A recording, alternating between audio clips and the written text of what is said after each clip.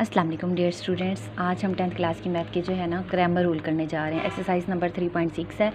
तो ये question number 2 है, ठीक है। लीनियर इक्वेशन को सॉल्व करने के लिए हमने कल जो है वो इन्वर्जन मेथड किया था। उसमें जो है जो आंसर आए थे, अगर हम उसी क्वेश्चन पे ग्रामर रूल लगाएंगे तब भी आंसर सेम आएगा। खैर, ये डिफरेंट पार्ट्स हैं, तो हम इसमें ग्रामर रूल लगाने जा रहे हैं। ग्रामर रूल और इन्वर्जन मेथड दोनों ही लॉन्ग क्वेश्चंस के लिए मोस्ट इंपॉर्टेंट हैं।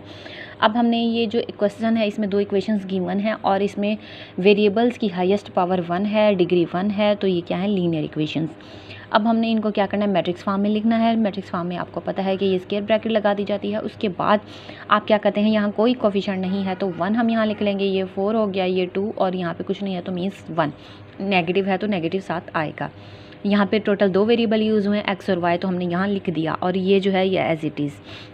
आपको पता है इन्वर्जन मेथड में हम इसका नाम ए, इसका एक्स और इसका बी रखते थे, ए एक्स इक्वल टू बी। उसके बाद हम इन्वर्स लेना और वो डिफरेंट मेथड था। खैर, अब ग्रामर रूल में क्या करना है, हमने ए तो ये वाला लिख दिया, बाकी एक्स और बी का खैर फ़िलहाल कोई सीन नहीं है।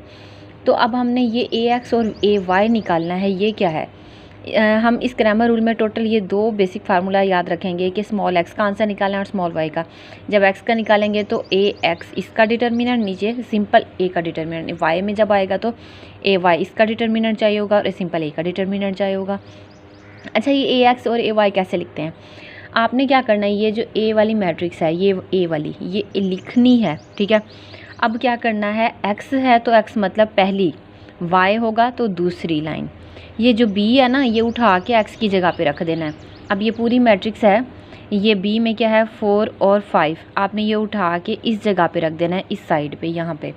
तो आपने ये 4 और 5 यहाँ रख दिया, बाकी 4 और -1 वैसे का वैसे, यूँ समझ लें यहाँ पुटिंग करवा रहे हैं इसके ऊपर।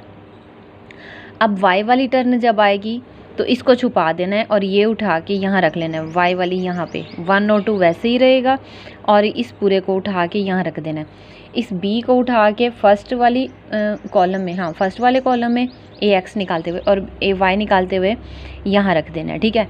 अब इस तरह से आपका ये ए एक्स और ए वाई हो चुका है। अब आपको इन तीनों के ही डिटर्मिनेंट चाहिए ताकि आप ये जो है एक्स और वाई के आंसर्स निकाल सकें। ए का डिटर्मिनेंट चाहिए तो आपको पता है कि 2 सीधी इस तरह से लाइन आएंगी, इन दोनों को मल्टीप्लाई करवाना है, इन दोनों को करवाना है। पहले 2 लिखा जाएगा, फिर 4 लिखा जाएगा, दरमियान में नेगेटिव आ जाएगा। तो यहाँ पे -1 और -8, -9 माइनस माइनस प्लस होता है और आंसर के साथ बड़ी वैल्यू वाला साइन आता है। ए का डिटर्मिनेंट -9 आ चुका है। अब आपने इस फार्मूले के लिए ए एक्स का भी डिटर्मिनेंट निकालना है। ये जो एक्स है ना ये स्मॉल है और उसकी बेस में छोटा सा नीचे पड़ा हुआ है, ठीक है। पावर नहीं बनानी और ना ही इसका साइज़ बड़ा करना है। ऊपर ए के बराबर नहीं लिखना, नीचे छोटा सा, जैसे पावर ऊपर छोटी लिखी जाती है ये नीचे होगा। खैर, अब इस पूरे का डिटर्मिनेंट हम यहाँ इस तरह से लेंगे, इन दोनों को मल्टीप्लाई, इन दोनों को मल्टीप्लाई और दरमियान में नेगेटिव, तो ये -24 आया है। अब फार्मूला आपके पास क्या है, एक्स का आंसर निकालने के लिए ए एक्स का determinant divided by simple determinant, ठीक है। तो यहाँ पे -24 आया है इसका डिटर्मिनेंट और यहाँ पे -9 है, तो ये कटिंग करेंगे तो 8/3 स्मॉल एक्स का आंसर आ चुका है। इसी तरह वाई का जब करेंगे तो इसका डिटर्मिनेंट हम लेने लगे हैं, तो यहाँ पे इन दोनों को मल्टीप्लाई, इन दोनों को दरमियान में नेगेटिव, तो नेगेटिव आंसर के साथ आएगा -3। तो फार्मूला जब हम लगाएंगे वाई के लिए तो ए वाई का डिटर्मिनेंट डिवाइडेड बाय फिर ए, तो इसका आंसर आपका -3 आया। ए का डिटर्मिनेंट -9 है, कटिंग करेंगे तो 1/3। सॉल्यूशन सेट में एक्स वाला आंसर पहले लिखेंगे, वाई वाला बाद में, तो ये आपका आंसर है। बहुत ईजी था।